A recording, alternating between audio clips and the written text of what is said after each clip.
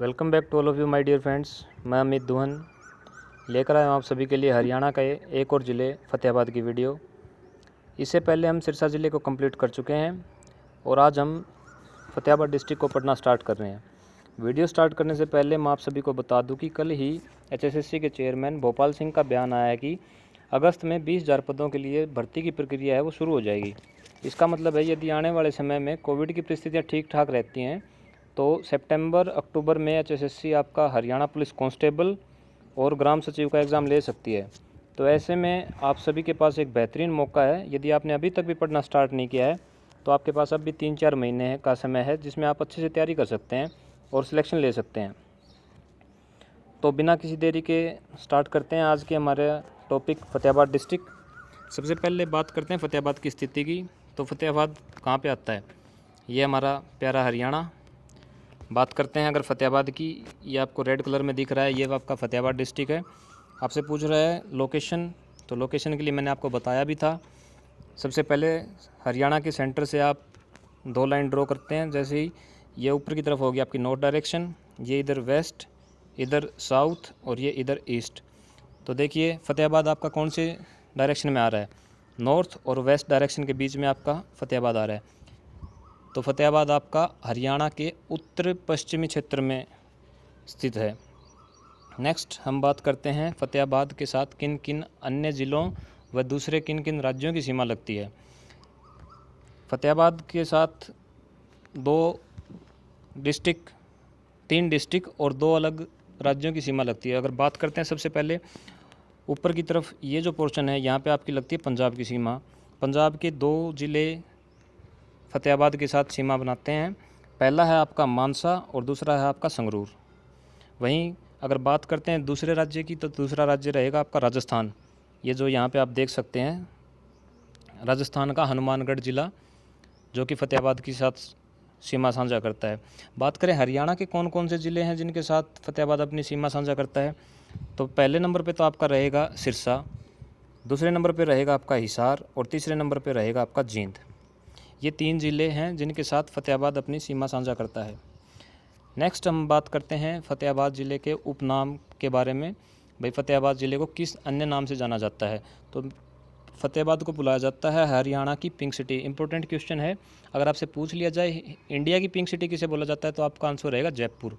और अगर आपसे पूछा जाता है कि हरियाणा की पिंक सिटी किसे कहा जाता है, तो आपका आंसर रहेगा फ़तेहाबाद। इसके अलावा प्राचीन काल में इसको उदयगिरी के नाम से भी जाना गया है। बात करते हैं फ़तेहाबाद की स्थापना की। फ़तेहाबाद कब बना था? फ़तेहाबाद की स्थापना हुई थी 15 जुलाई 1997 को। और किस ज़िले से अलग करके बनाया गया था? तो ये आपका रहेगा हिसार। 15 जुलाई 1997 को फ़तेहाबाद को हिसार से अलग करके बनाया गया था। नेक्स्ट अगर हम बात करते हैं फ़तेहाबाद के अंदर कुल कितनी विधानसभा सीटें हैं, तो प्यारे दोस्तों फ़तेहाबाद के अंदर 3 विधानसभा सीटें हैं। नंबर 1 फ़तेहाबाद खुद, नंबर 2 रतिया, नंबर 3 टोहाना। मैं आपको मैप में दिखाना चाहूँगा, आप यहाँ पे देख भी सकते हैं। ये जो पोर्शन आपको दिख रहा है ये आपकी फ़तेहाबाद सीट होगी। नंबर 2 पे आप ये जो देख सकते हैं ये रतिया और ये आपकी नंबर 3 टोहाना। टोहाना के अंदर कुल 3 विधानसभा सीटें हैं। इनमें से आपकी जो रतिया सीट है वो SC के लिए रिजर्व्ड है।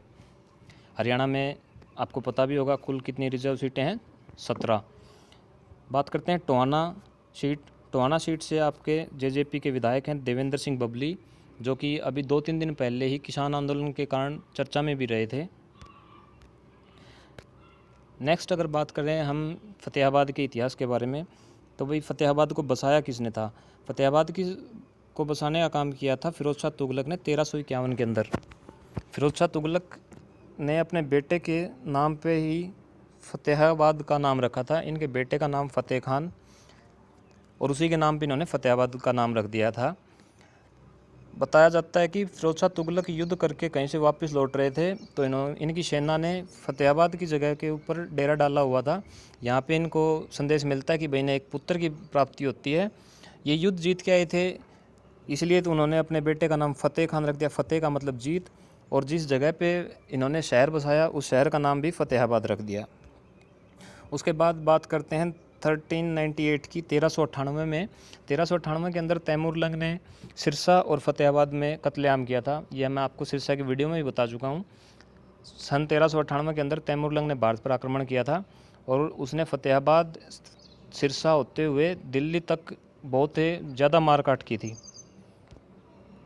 उसके बाद बात करते हैं 1798 तक फतेहाबाद जॉर्ज थॉमस के अधिकार में था। 1803 में सरजी अंजन गांव की जब संधि हुई थी, जिसके अंतर्गत पूरा हरियाणा ही अंग्रेज़ों के अधीन चला गया था, तो उसमें आपका फतेहाबाद भी शामिल था। 1803 में सरजी अंजन गांव की संधि के साथ ब्रिटिश का इस पर अधिकार हो गया। अगर आपसे पूछ लिया जाए अंग्रेज़ों का फतेहाबाद पर पूर्ण रूप से अधिकार कब हुआ था, तो आपका आंसर रहेगा 1810, क्योंकि इसमें दो अलग अलग रियासतें भी थी, एक फतेहाबाद खुद था, एक रतिया थी। तो 1810 तक आते आते अंग्रेज़ों ने फतेहाबाद पर पूर्ण रूप से अपना अधिकार स्थापित कर लिया था। अब हम बात करते हैं फतेहाबाद के महत्वपूर्ण स्थानों के बारे में। सबसे पहले इम्पोर्टेंट आता है फतेहाबाद में टोहाना का किला। टोहाना का किला HSSC के एग्ज़ाम के हिसाब से बहुत ही ज़्यादा इम्पोर्टेंट है, पूछा हुआ भी एग्ज़ाम के अंदर। टोहाना का किला आपका फतेहाबाद टोहाना के अंदर मौजूद है। इम्पोर्टेंट क्यों है? ये अपनी भौगोलिक स्थिति के कारण काफ़ी महत्वपूर्ण था और इसके ऊपर 38 बार विदेशी आक्रमण हुए हैं। प्यारे दोस्तों, इंडिया के अंदर जब भी विदेशी आक्रमण हुए हैं, आपके पाकिस्तान की साइड से आते थे विदेशी आक्रमण और दिल्ली पर आक्रमण करते थे। तो ऐसे में जब भी जो उनका रास्ता होता था, तो आपका सिरसा, फतेहाबाद, ये सब आपके उनके बीच में आते थे रास्ते के अंदर। तो ऐसे में जो टोहाना का किला था वो अपनी भौगोलिक स्थिति के कारण बहुत ही ज़्यादा महत्वपूर्ण था। नेक्स्ट हम बात करते हैं हुमायूं की मस्जिद या मीर शाह की मज़ार। आपसे पूछ लिया जाए मीर शाह की मज़ार कहाँ पर स्थित है, तो मीर शाह की मज़ार आपकी फतेहाबाद के अंदर मौजूद है। और इसको बनाने का काम किसने किया था? इसको बनाने का काम किया था हुमायूं ने, इसलिए इसको हुमायूं की मस्जिद बोला जाता है।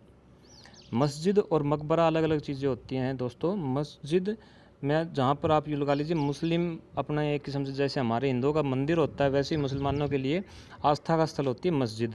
और मज़ार आप बोल सकते हो जो कब्र होती है वो, ये आप देख भी सकते हो इस फ़ोटो के अंदर।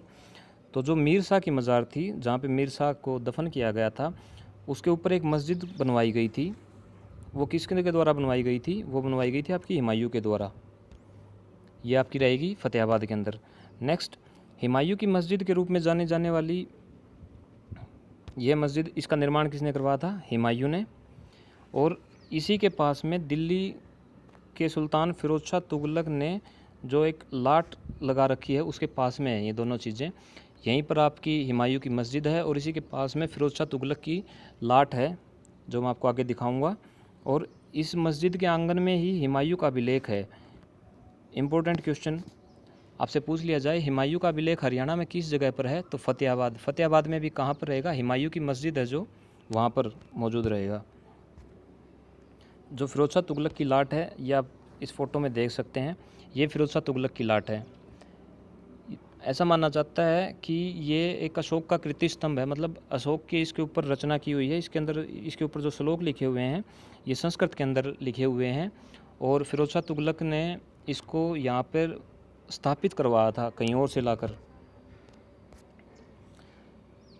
नेक्स्ट बात करते हैं फिरोज शाह तुगलक की हवेली।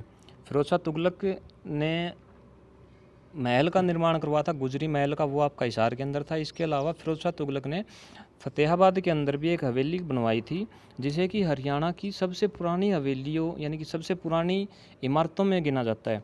अगर आपसे क्वेश्चन आ जाता है कि हरियाणा की सबसे पुरानी इमारत कौन सी है, तो फिरोज शाह तुगलक की हवेली रहेगी आपका राइट आंसर।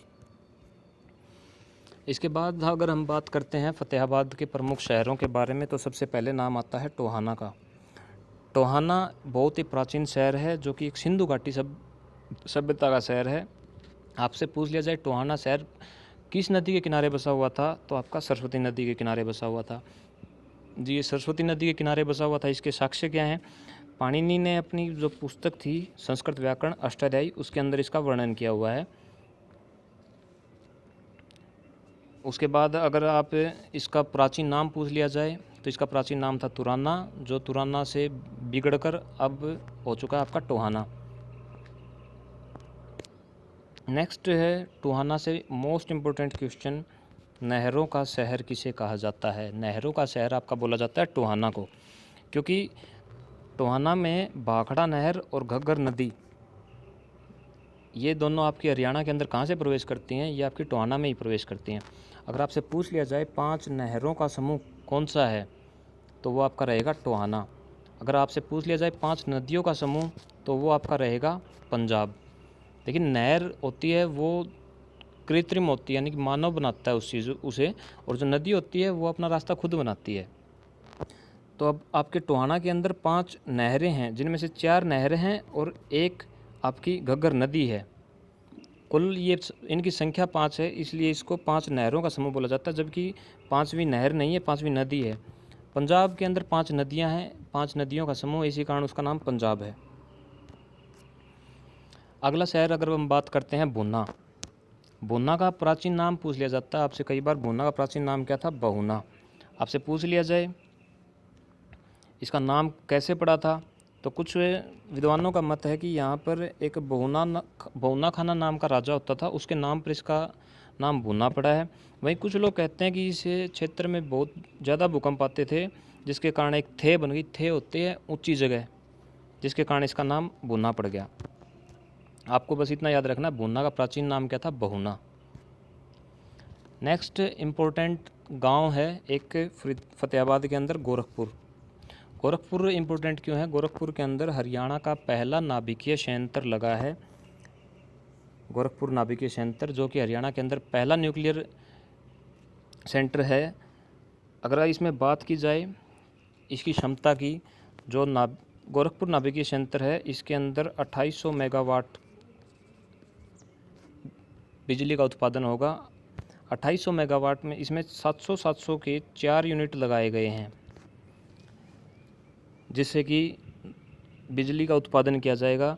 अगर आपसे पूछ लिया जाए इसका नाम गोरखपुर नाभिकीय संयंत्र है, क्योंकि यह गोरखपुर की ज़मीन के ऊपर है, लेकिन यहाँ पर अकेले गोरखपुर की ज़मीन नहीं है। गोरखपुर के अलावा 2 और गांव हैं, जिनकी टोटल 1503 एकड़ भूमि के ऊपर यह बनाया गया है। वे गांव कौन कौन से हैं? पहला तो आपका हो गया गोरखपुर, दूसरा है कुमारिया और तीसरा है काचलेड़ी गाँव। आपसे पूछा जाए प्यारे दोस्तों कि इसका निर्माण कब स्टार्ट हुआ था, तो इसका निर्माण 2014 के अंदर स्टार्ट हुआ था। और इसका उद्घाटन किसने किया था? इसका उद्घाटन 2014 में उस समय के प्रधानमंत्री मनमोहन सिंह के द्वारा किया गया था। और जो इसका निर्माण अभी भी चल रहा है, जैसे ही ये चालू होगा इसके बारे में भी मैं आपको बता दूंगा। नेक्स्ट अगर हम बात करते हैं जाखड़ गांव। जाखड़ एक कस्बा है, गांव भी नहीं है, सॉरी। जाखड़ जो कस्बा है ये किसके द्वारा बसाया गया था? ये जाखू नाम के एक सिख थे, उनके द्वारा इस बस्ती को बसाया गया था। जाखड़ इम्पोर्टेंट क्यों जाता है? जाखड़ इम्पोर्टेंट इसलिए है क्योंकि यहाँ पे 1892 के अंदर 1892 में रेल लाइन बिछाई गई थी। फतेहाबाद में आपसे पूछ लिया जाए फतेहाबाद का सबसे प्रमुख रेलवे जंक्शन कौन सा है, तो फतेहाबाद का सबसे प्रमुख रेलवे जंक्शन रहेगा आपका जाखड़। फतेहाबाद ज़िले में जो फतेहाबाद शहर है, वहाँ पर अभी तक रेलवे की इतनी अच्छी सुविधा नहीं है जो कि आपकी जाखड़ के अंदर है। ठीक है प्यारे दोस्तों, तो यहाँ पर हमारा फतेहाबाद का पहला पार्ट ख़त्म होता है। आशा करता हूँ आप सभी लोगों को अच्छे से समझ में आया होगा। यदि आपको वीडियो पसंद आई है तो वीडियो को लाइक कीजिएगा और चैनल को सब्सक्राइब कर बेल नोटिफिकेशन ऑन कर लीजिएगा, ताकि अगली वीडियो की अपडेट आपको आसानी से मिल सके। व साथ ही वीडियो को अपने दोस्तों के साथ शेयर करें, ताकि और लोग भी हमसे जुड़ सकें और अपनी तैयारी कर सकें। Thank you to all of you. मिलते हैं अगली वीडियो में, तब तक के लिए राम राम।